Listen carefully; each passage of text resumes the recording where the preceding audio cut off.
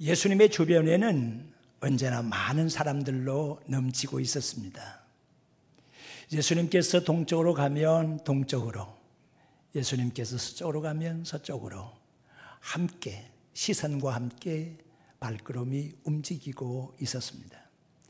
예수님께서 어느 날 해변가에 계셨습니다. 거기로 많은 사람들이 모여왔습니다. 예수님께서는 배를 타시고 무리들을 해변에 앉혀놓고 모래알처럼 우리 예수님 말씀을 전하셔야만 했었습니다. 어떤 때 우리 예수님께서는 어느 집으로 들어가신 적이 있었습니다. 어떤 사람도 그 집으로 들어갈 틈이 없었습니다. 용신할 수가 없었습니다. 오죽했으면 중풍 걸린 친구를 침상체에 메고 와서 예수님 앞으로 매달아 내리기 위해서 지붕 위로 올라가서 지붕을 뜯어서 예수님께로 달아 내렸겠습니까? 예수님께서 집에 계시면 마당에도 그 앞에도 용신할 수 없을 정도로 많은 사람들이 모여 있었더랬습니다.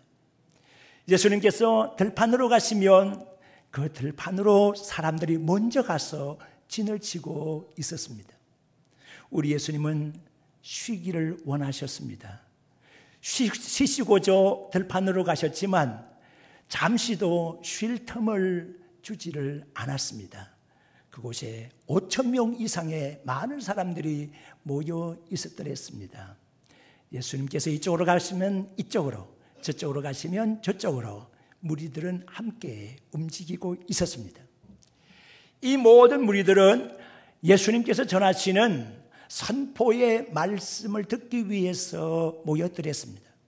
하나님 나라에 대한 선포, 임박한 진노에 대한 선포, 하나님의 뜻에 대한 선포를 하셨습니다. 그런데 이러한 무리들 가운데서 특별한 무리들은 과외 수업을 받듯이 했습니다.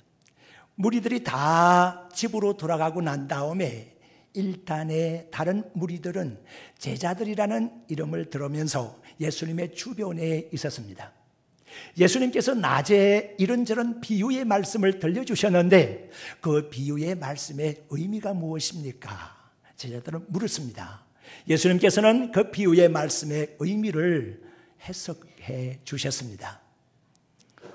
그리고 우리 예수님께서는 하나님 나라에 대한 법을 말씀해 주시고 하나님 나라의 자녀들은 이렇게 살아야 된다. 복 있는 사람들은 이렇게 사는 것이 복 있는 사람들이다. 그리고 하나님의 뜻대로 사는 길은 좁은 길로 가는 것이다. 그리고 너희 보물은 하늘에 쌓아두라. 이런저런 말씀을 많이 교육해 주셨습니다.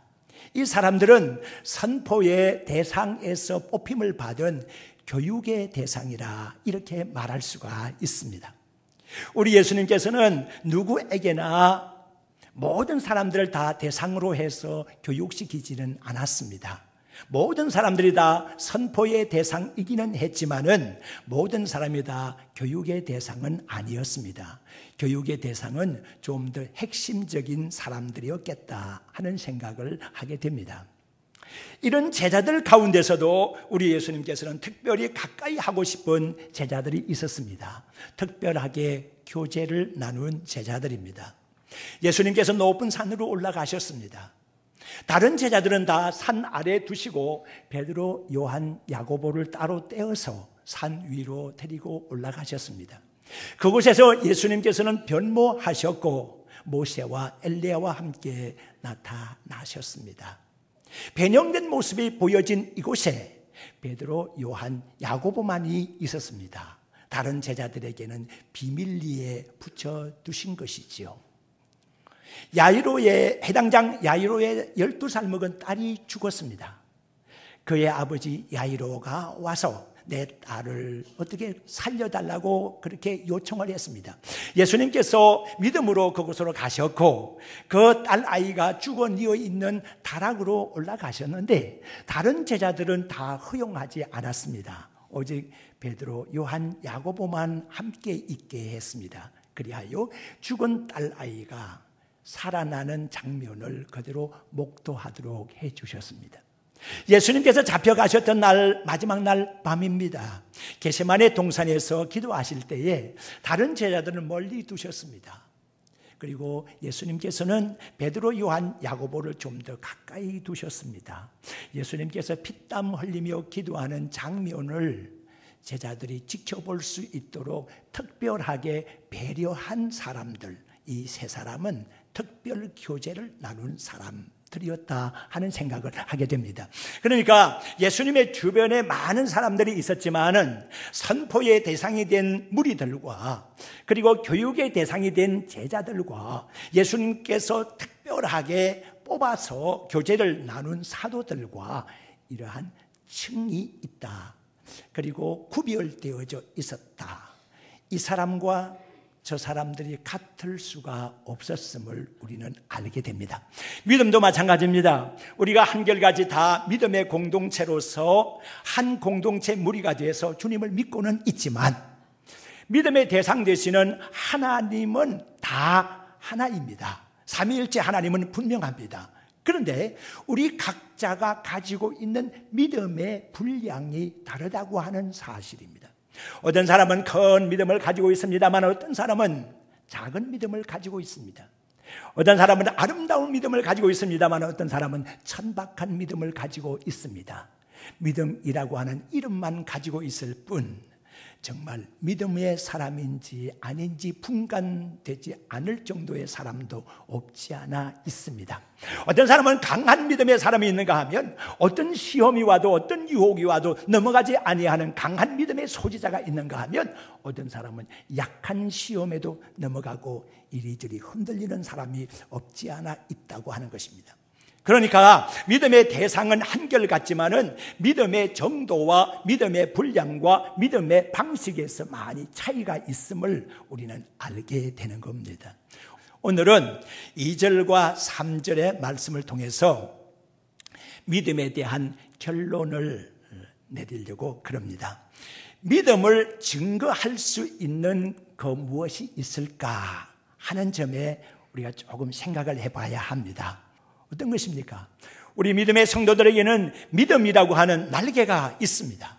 어떤 어려움이 임하게 되면 날아 올라가면 되는 것인데 날아 올라갈 줄을 모르고 나에게 날개가 붙어 있다는 것도 모르고 믿음을 활용하지 못한 채로 마귀 사탄의 놀잇감이 될 수밖에 없는 그런 상황이 연출될 수 있다는 것입니다. 우리가 살아가면서 자주 만나는 사건입니다. 많은 시험과 유혹을 당합니다. 어려운 환난이 있습니다. 이럴 때마다 믿음을 활용하면 올라갈 수가 있는 거예요. 피할 수가 있는 거예요. 그런데 그 믿음의 날개짓을 채 하지를 못하고 주저앉고 마귀의 밥이 되는 경우가 없지 않나 우리 자신의 모습을 한번 살펴봐야 합니다. 오늘 이 본문의 말씀을 보게 되면 1절에도 증거라는 말씀이 나오고 2절에도 증거라는 말씀이 나옵니다.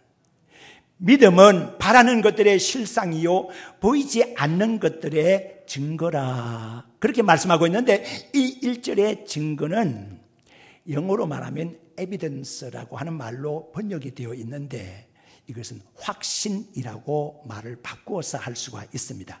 이 말을 다시 바꾸어서 말하게 되면 믿음은 바라는 것들의 실상이요 보이지 않는 것들의 확신이다 라고 1절의 말씀을 되풀이할 수가 있습니다. 그리고 선진들이 이로써 증거를 얻었느니라고 하는 2절의 말씀에 이 증거는 영어로 approval이라고 하는 단어가 씌워집니다. 이것은 인정받는다고 하는 것입니다.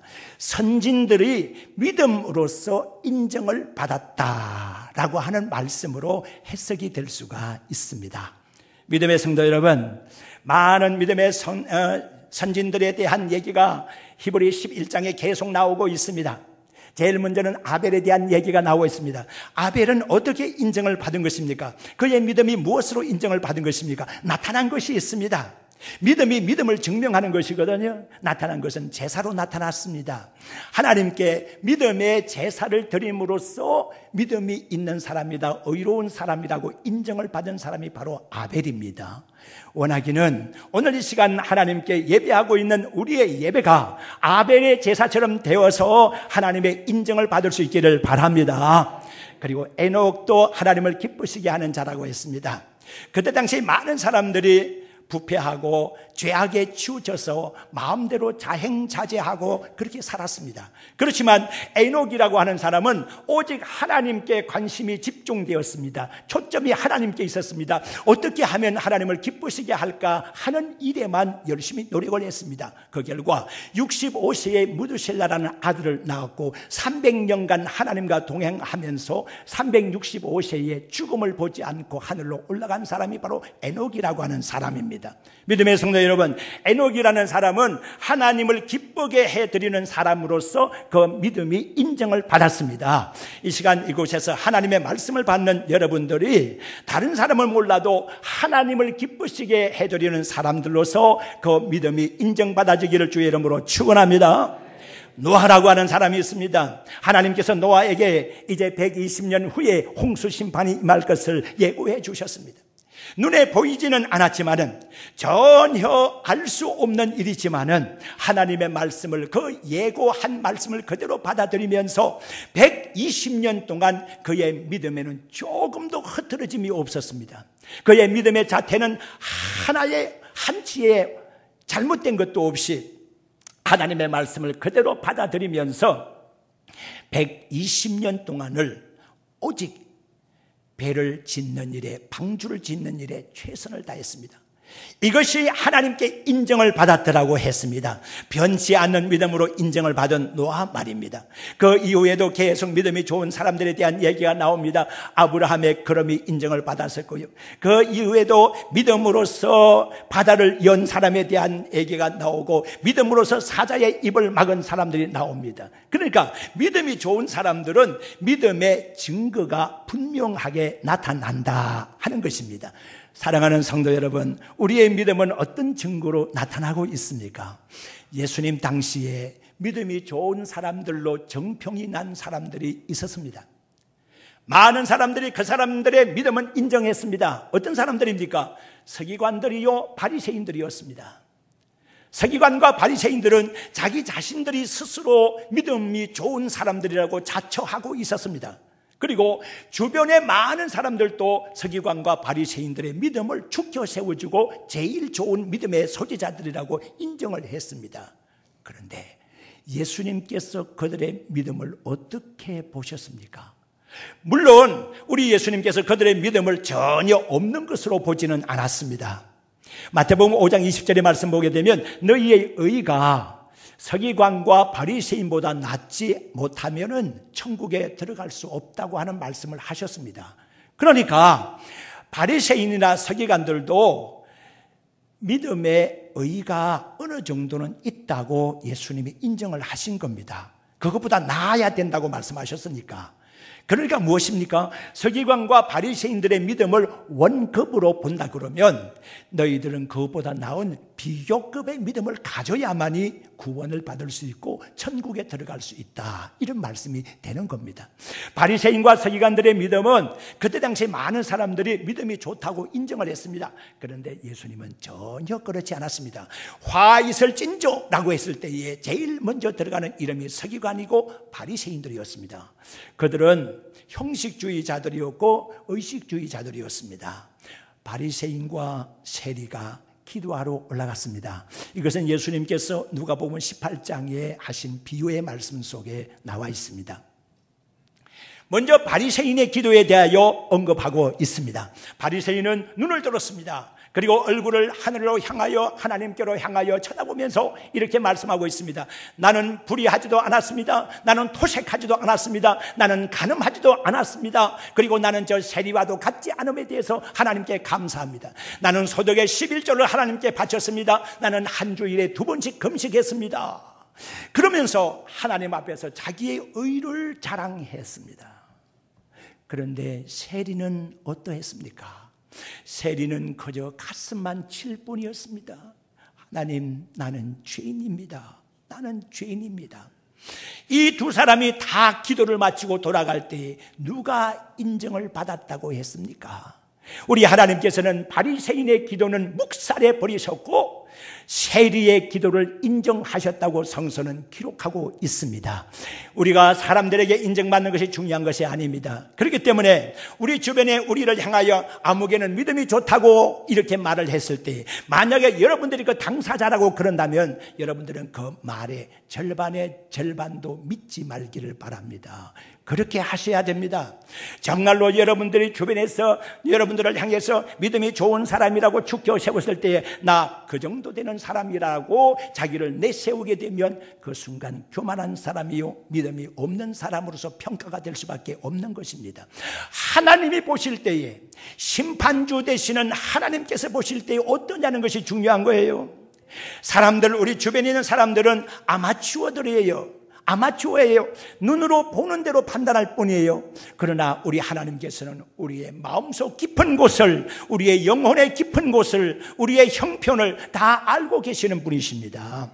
사람들은 평면으로 바라보고 직선적으로 바라보고 직관적으로 얘기하지만은 우리 하나님은 입체적으로 바라보고 계신 분이십니다. 우리의 전후 좌우를 다 지켜보시고 우리를 평가하실 때에 정말로 하나님께서 우리를 믿음이 있는 사람이라고 인정할 것인가 하는 겁니다. 간혹 텔레비전을 보면 진품 명품에 대한 그런 텔레비전의 프로를 볼 때가 있습니다. 어떤 사람이 어떤 소장품을 가지고 나갑니다. 비단으로 돌돌 말아 쌌는데 귀한 것인 것 같습니다. 한 폭의 그림을 가지고 나왔습니다. 감정을 해봐 달라는 것입니다. 그래서 연출자들이 얘기합니다. 얼마나 가치가 있을 것 같습니까? 한번 적어보십시오. 그랬더니 최소한 500만 원은 안 되겠습니까? 하면서 500만 원이라고 썼습니다. 그러고서 카메라에 비치는데 정말로 그림이 화려하고 아주 좋아 보입니다. 아주 보존 상태도 아주 좋고요. 낙관도 분명하게 뚜렷하게 탁 찍혀 있고요. 정말로 누가 그렸는지 모르지만은 굉장히 오래된 것 같고 값이 굉장히 나갈 것 같습니다. 그래서 감정가의 평가를 받기를 원합니다 하고서 자랑스럽게 다 내놓았습니다. 드디어 감정하시는 분이 나와서 이렇게 살펴보더니 아이고 정말 섭섭합니다. 이 그림은 오래된 그림이 아닙니다. 그리고 여기 찍혀있는 낙관은 가짜입니다. 이 그림은 모조품에 불과합니다. 그러면서 가격이 20만 원. 웬일입니까? 자기 자신은 그것이 500만 원, 적어도 500만 원은 갈 것이다 라고 생각을 했어요. 그런데 전문 감정가가 볼 때에는 20만 원짜리 밖에 안 되더라고 하는 얘기거든요. 그런데 어떤 사람이 어떤 소장품을 가지고 나왔는데 이건 비단에다가 싼 것도 아닙니다. 대충 접은 것을 가지고 나왔는데 좀 너덜너덜해 보이기도 합니다. 그런데 이걸 쫙 펼쳐 보이면서 이걸 한번 봐주십시오. 돌아가신 선친께서 저에게 주시기는 하셨는데 그저 그렇고 그래서 이런 데도 가지고 나올까라고 생각했는데 우리 집사람이 한번 가지고 가보라고 그래서 제가 가지고 나왔는데 한번 봐주십시오. 아이고 이거 남새스러워서 이거 어떡하나. 그러면서 이렇게 펴놓았는데 정말 가치가 없어 보입니다. 그런데 전문 감정가가 이렇게 보더니 아이고 이거 어디서 구한 겁니까? 깜짝 놀라는 겁니다. 아니 왜 그러십니까? 이거 정말로 내가 이거 감정사가 돼가지고 지금까지 지켜본 물건들 가운데서 최고의 그림입니다. 이거 어디서 구했습니까? 이건 적어도요, 이거 얼마라고요? 당신은 이거 지금 20만 원이라고 생각했습니까? 아닙니다. 이게 1000만 원 넘어가는 겁니다. 최소한 1000만 원 가는 겁니다.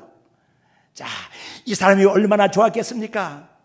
처음에 가지고 나올 때는 아무것도 아닌 것처럼 돌돌 말아가지고 왔습니다만은 돌아갈 때는 곱게 접어가지고서 가슴에 껴안고 돌아가세요. 진품과 명품에 대한 관계인 것처럼 우리의 믿음도 한번 생각해 봐야 합니다. 내가 가지고 있는 나의 믿음이 진품이라, 나의 가지고 있는 나의 믿음이 명품 믿음이라고 생각해 왔는데, 전문 감정가 되시는 하나님의 눈에 보실 때에 어떻게 보이느냐는 것이 그게 문제예요. 그런데 다른 사람들이 볼 때는 아무 가치 없이 보이고, 정말 저 사람은 어떻게 정말 사람도 좀 시시하게 보이고 시원찮게 보이고 그렇게 보이지만은, 우리 하나님 전문 감정가의 눈으로 바라보실 때에는 그것이 정말로 엄청난 믿음일 수 있다는 것을 아시기를 바랍니다. 그러니까 아마추어들의 감정에 시선 팔리면 안 되는 거예요. 우리 주변의 사람들은 다 아마추어들이에요. 우리 주변의 사람들 다 아마추어들이에요. 여러분들의 믿음에 대해서 이렇다 저렇다 이러쿵저러쿵 말하는 사람들은 다 아마추어들이에요. 오직 하나님께서만이 우리의 믿음을 정확하게 감정하십니다. 얼마의 가치가 있는 거냐? 정말로 살아있는 믿음이냐? 정말로 산을 옮길 수 있는, 태산을 옮길 수 있는 믿음의 소지자냐? 아니냐 하는 것은 하나님의 판단에 달려있다는 얘기입니다. 그러니까 주님의 인정을 받는 믿음이 되시기를 바랍니다. 문제는 믿음의 눈으로 바라보는 것입니다. 오늘 이 본문의 3절의 말씀 보니까 모든 세계가, 믿음으로 모든 세계가 하나님의 말씀으로 지어준 줄을 우리가 아나니 그랬습니다. 자, 사람들은 말합니다. 백문이 불여 일견이라고요. 100번 듣는 것보다도 한 번 보는 것이 낫다고 하는 얘기가 되는 것이겠죠. 증거로 채택을 할 때에 아무리 많이 들어서도 본 사람이 정말로 최고의 증인이 될 수가 있는 것이거든요. 증거로 채택하는 데 있어서 보는 것이 최고 것이 될 것입니다. 그렇다고 하면 일반적으로 우리가 그렇게 인정하고 있거니와, 그러면 눈에 보이는 세계를 바라보자 이거예요. 우주 만물을 바라보면서, 자, 이 우주 만물을 누가 지었겠냐? 이 세계가 어떻게 시작이 되었겠냐? 한번 말해봐라. 얘기했을 때에 많은 사람들이 달려들어서 이 문제를 해결하려고 해보았습니다. 그리고 이 문제를 아주 굉장히 깊게 그리고 아주 강하게 어조로 달려들어서 이 문제를 해결하려고 한 사람들이 있습니다. 과학자들입니다. 과학자들이 이 문제를 해결해 보려고 했습니다. 그런데 해결이 되지를 않는 겁니다. 이미 과학적으로 말하면 자연 발생설은 부정된 지가 오래입니다. 자연 발생설은 있을 수가 없거든요. 자연이 무엇이 됐다라고 하는 것은 있을 수가 없어요. 자, 보세요. 우주 만물이 자연적으로 만들어졌다고 말할 수가 있겠습니까? 자연적으로 어떻게 이 모든 것들이 만들어질 수가 있겠습니까? 자연적으로 동물들이 생겨났고 자연적으로 식물들이 생겨났고 어떻게 자연적으로 생겨났다고 말할 수가 있겠습니까? 그러면 자연적으로 생겨나지 않았으면 이 우주 만물이 어디서 생겨났단 말입니까? 사람을 보시기를 바랍니다.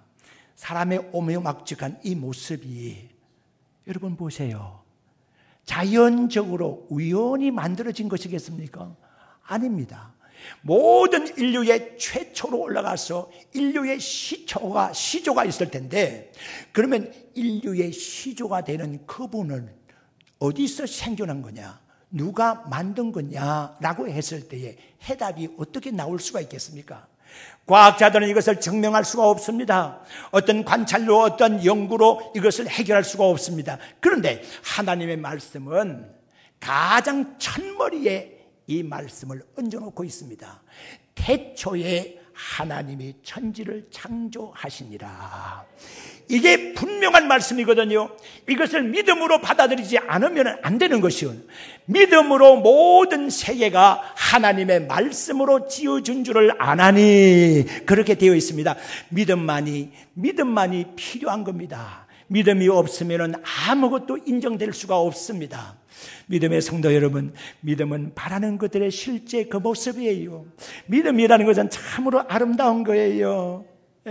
그래서 믿음의 확신을 가지시고 믿음으로써 모든 일을 수행하시고 믿음의 눈으로서 모든 것을 바라보시고 그렇게 되면 믿음으로 인정을 받게 되는 거예요. 오늘 예배드리는 모든 믿음의 성도들이 다른 것은 몰라도 믿음으로는 인정받기를 주의 이름으로 축원합니다.